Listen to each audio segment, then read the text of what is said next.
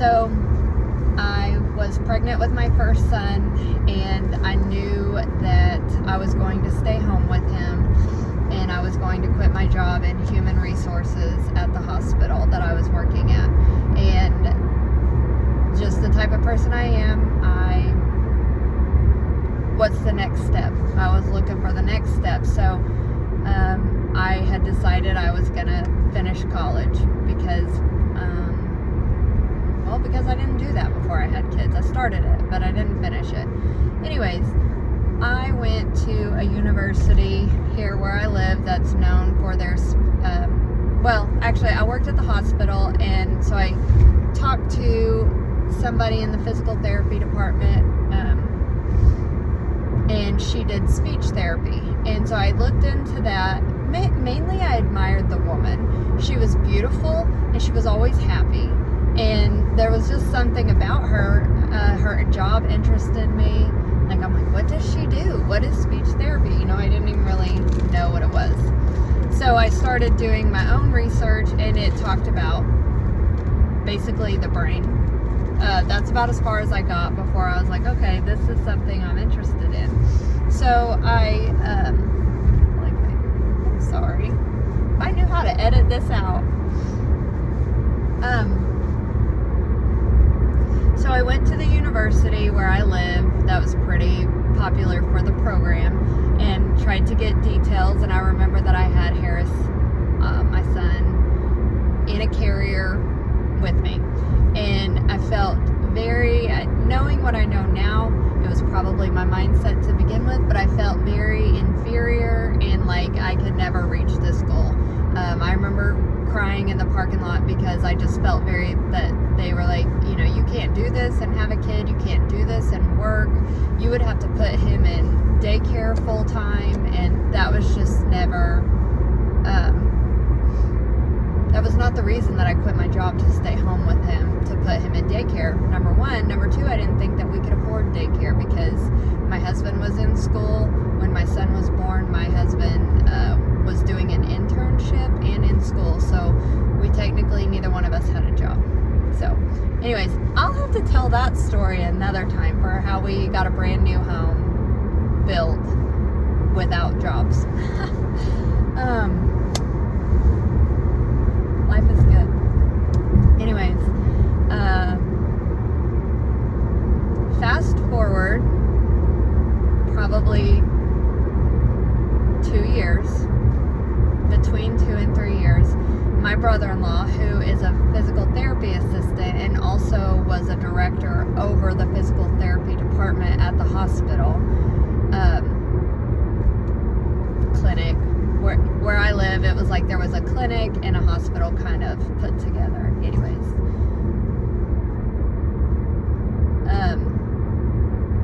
okay, period. I need to add another line here. So I should have went through this story first, but this is real and raw. There was a section there. Okay. Trying to remember. Okay. Instead of going back to college, I started like cleaning houses. And I'm just trying to remember. I don't remember how I got into it. I don't remember why I started doing this, but my brother-in-law who's married to my sister-in-law that I talk about all the time. If these videos blow up, I'm going to have to like respect people's privacy. So, my brother-in-law was the director of physical therapy, and so I started working for him on Saturdays doing wound care. And I would just went with the physical therapist, and we would go around to the people who were in the hospital who had wound bags or wounds. Anyways, I'm derailing. But through a series of events, the hospital and the clinic merged. I started working at the clinic physical therapy, and it worked out perfectly because my oldest son was in pre-K, and then it just makes me smile thinking of this time of my life.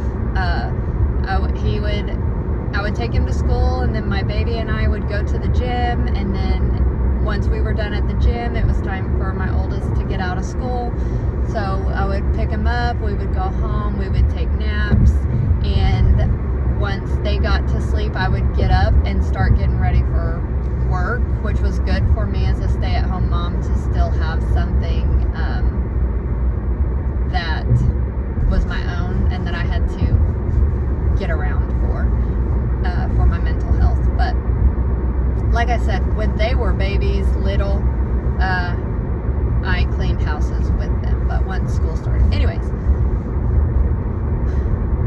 my husband would come home from his job at like 4, and I would go to work at the physical therapy clinic, and I would work there from 4 to 7 Monday through Thursday. So it was great. No more wound care on Saturdays, just physical therapy assistant in the clinic throughout the week. While I was there, it helped. Okay, so that helped me because we fast forwarded to where a couple years after leaving the university, sad, my brother-in-law tells me, like, did you know that there is an online program for a speech pathology assistant? And I was like, I don't even know what that means. And he was explaining to me, I'm a physical therapy assistant, yet, I do other things, but I still have that to fall back on. He's like, it's the same sort of situation. Like, you provide the service, but you have a supervisor who does your evaluations and makes the big calls, but you kind of assist him with his caseload. I'm like, okay, I'll look into it. Got into the program. Like, it was a point system. Because of my history in physical therapy and my little bit of college that I already had, anyways, worked out perfectly. Side note, while I was in school, we were walking through autism testing and things like that with my youngest son. So the amount that schooling helped me understand my son was just whatever you want to call it, from whoever you want to call it. It was good. It was helpful. It was right place, right time. Yeah, for sure. So, go to school, keep working at the physical therapy clinic, graduate.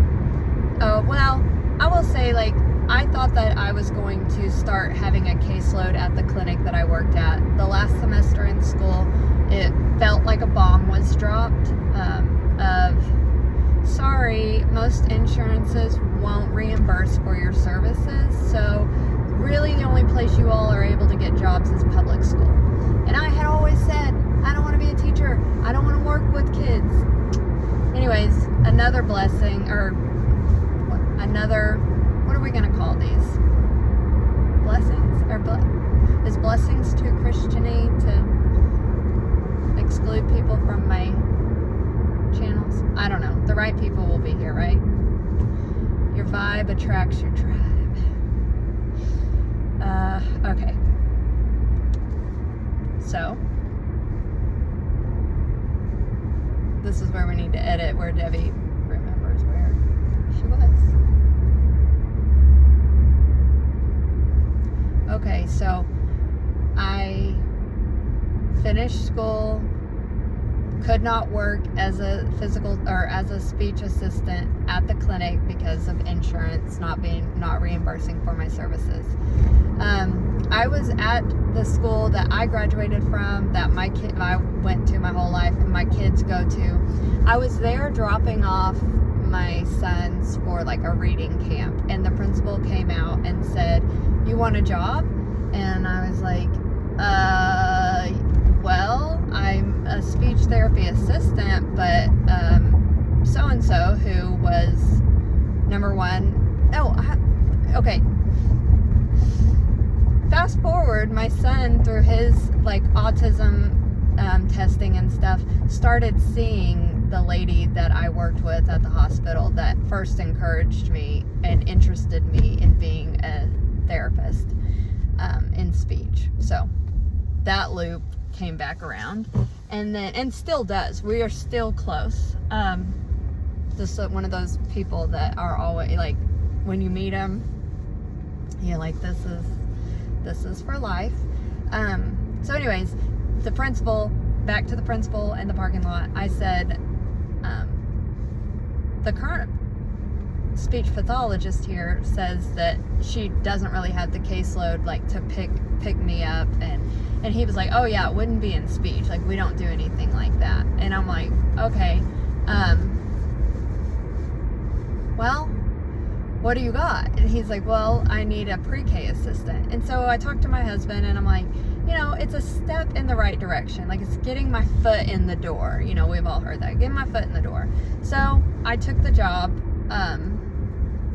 and it was the same year that my youngest started pre-K. So it ended up another thing that I didn't know was the best for me, but I kind of, looking back, I see it. So I was making more money, I was earning a better income, and I had the exact same schedule as my boys. We rode to school together. My son was in pre-K, my other one was in first grade. It was amazing because the staff was just like amazing friends. And my teacher she was the head teacher and I was her assistant. If we had anything special going on, it was like she made it a priority to put me with my son. She was just like, the benefit of working at the school is to be with your kids. And so I'm so thankful for that. And we are still friends too. So anyways, I'm working at the school. I do it again the next year, and the speech pathologist comes to me, and at this time, she's my son's therapist, my youngest son's. And she's like, Debbie, I got an email from blah, blah, blah, and they're interested in an assistant. And at that time, nobody in Oklahoma had really heard of an assistant. They weren't interested because we couldn't do the evals. And I was like, okay, well, I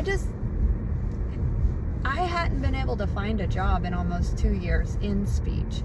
I hadn't even really been trying. I felt defeated, but then something started welling up inside of me, and I regret this prayer now, but I prayed like, God, give me a job that challenges me, because I had felt like I had come too far to not use my brain and to just be told what to do. And knowing what I know now, I could have spent that time, like, I could have looked at it differently, loving an opportunity to just spread love. But for a story's sake, I got the urge to send an email, to send my resume to this it's actually, I guess I can say this, it's a co-op. So like the co-op would provide services to about 10 schools in a certain county. And so like I start the process, and I'm up front with my kids' school, my employer, the whole time. And I go, and I went to my first interview and left there completely like, they had no idea what an assistant did at all. And just kind of long story short on that part, they didn't know. So they were asking me what I could do. They were asking me like how it all worked. And I remember telling my family, like, they're basically wanting me to teach them how this works. And they did not have a supervisor for me. And anyways, I didn't think anything was going to come of it. Backtrack to when I worked at the clinic at the physical therapy department. I remember that I would walk to my truck and I would say, I'm thankful that my income has doubled. Just robotically. I'm thankful that my income has doubled. So I remember getting a phone call while I was at work at my son's school, and it was a lot. Like they wanted me to take the job. So that was excitement number one, that I could actually get a job in speech. Excitement number two is just like basically tell us how much you want to get paid. And so I did some asking around because I want to be fair. I mean, what goes around comes around. Anyways, long story short, I left Dale. I don't need to say that kind of stuff. I left my current position to take the other position, and to the dollar tripled my income. So like a high. But then that first job, I never cried so much. The area was rough. The staff was rough. I had left my friends. I had left people that loved me. And I was like, we don't want you here. The principal told me with a finger in my face, I didn't want you here. I wanted a real SLP. And they didn't have a supervisor for me, so I couldn't even really get started. So I'm trying to cut it short. But I basically taught that entity how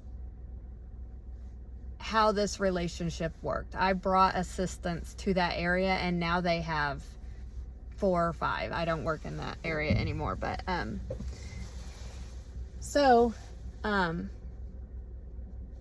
anyways, that was tough. After being at that school, it was like I had a rite of passage, and they tried to make it seem like the next year is like, okay, now you don't have to be at that mean old school anymore. They put me at like 5 schools. So then I was traveling every day in between the days. Anyways, I could tell a lot of stories about that, but it's not necessary. So, they hired another assistant after we got more comfortable with it. Me and that assistant had a lot of conversations, and it led to pay. Come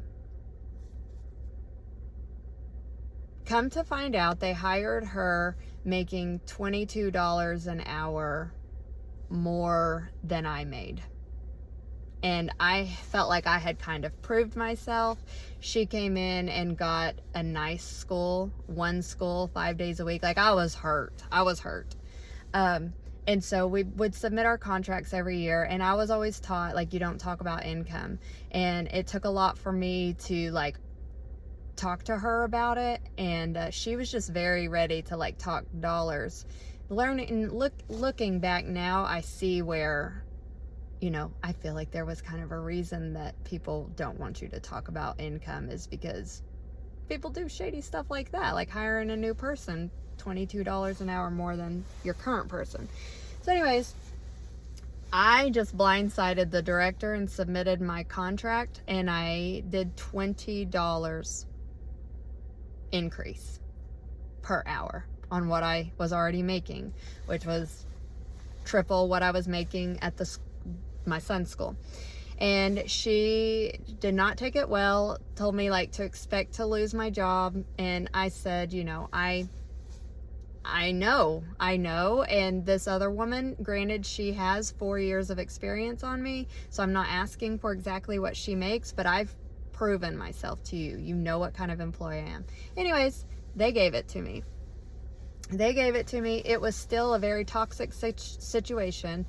And during COVID, I've told you all this, during COVID, I did 5 times 55. Not saying you have to do that, but that is what I did, and this happened. I scripted, I love my new job, or I have a new job. I'll have to look it up and see exactly what my words were. But I was working from home and also had my boys. We were living at my parents' house because we were building our house. I had my boys in there. I was trying to do schooling with them while working, but I would get up early and do this scripting.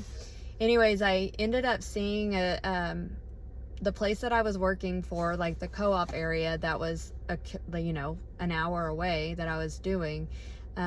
They told me that they were no longer going to pay me for the hour that I drove to work and the hour that I drove home and in between schools. And I did tell them, I told the director, I said, well, then I will find something closer to home. If it's not going to benefit me to drive an hour to come here because you can't find anybody, then I'll just do this closer to home. and I live near the capital of our like state. I live near our biggest city. So anyways, I did the scripting, and then I got wind of a place in Shawnee that I had actually, I can't say that I had actually interviewed with before, whenever I first graduated, and they wanted me to like do the billing, and anyways, that didn't end up working out. But I reached out again when I saw that they were looking for an assistant, and it worked out this time, long story short. And I remember like leaving that interview and telling my mom, like, this is a God thing. Like, I'm gonna be at one school only per day. She said that I might have multiple schools, but only one per day. So I didn't have to go in between. And she was gonna do like, anyways, I don't want to get it. It's not necessary to get into all that. And the job was closer to my home. It wasn't in Shawnee. It was where I'm at now. So about 30 minutes away. So not as far as I was driving, but anyways, exact dollar amount that I was already making. And she did tell me, she was like, you make a good rate. So like, maybe she told me next year I will increase my rates with this school and be able to like give you a raise if this works out. So we went through our first year, and at the end of that year I was like, hey, it worked out, you know, it was weird marketing myself this way. My sister-in-law helped me a lot with like having this confidence, and so I was like, you know, I pinned the email where she had said it, and I was like, can we do this now? And she was like, yeah, it was no big deal. So I ended up coming up another $2 there. And then through a series of events, she no longer stayed my supervisor at this school, but the school wanted to keep me, and the school wanted to keep me, and so they had a supervisor at the high school, and so he just started supervising me, and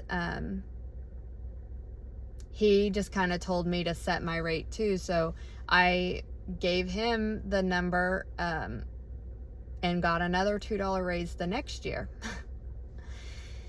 And then and also I do just want to say, I don't know that I am, but I would often say, like, I want to be the best SLPA in Oklahoma. I want to be the highest paid SLPA in Oklahoma. I'm just being honest with y'all.